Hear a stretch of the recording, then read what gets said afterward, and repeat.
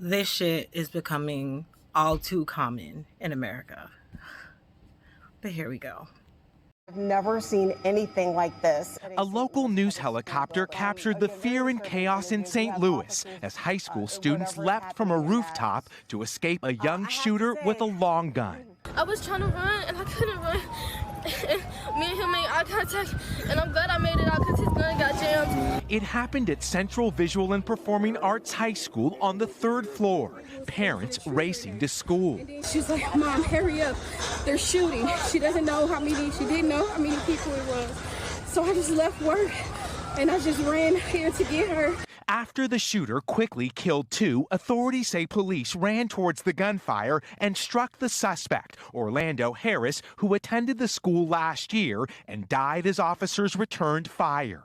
The officers arrived quickly, made entry with no hesitation, went directly to the sound of gunfire, which is the expectation not only of the department but of the community as well. 7 injured were taken to hospital suffering from gunshot and shrapnel wounds. Among the dead, a beloved teacher, Jean Kuska, and a teenage girl. Survivors recounting the gunman's chilling words. When the intruder broke into her room, then the intruder said, "Get ready to die." Today's quick response from police comes in stark contrast to the massacre in Uvalde, where officers were blamed for systemic failures, including their slow response to engage the shooter.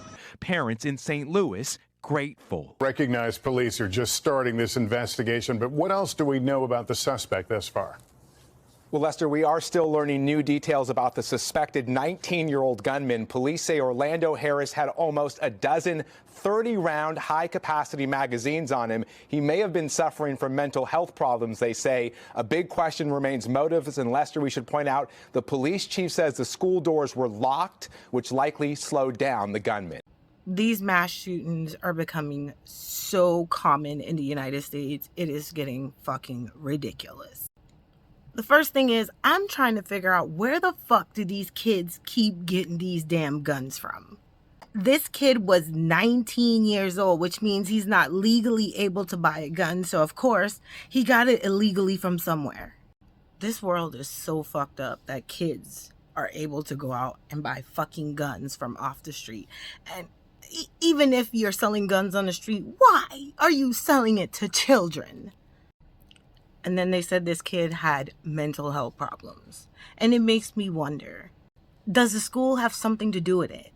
I mean, we all know these days that bullying is a norm in high school. And it happens so often. And we all know 90% of the time, nothing is being done about it.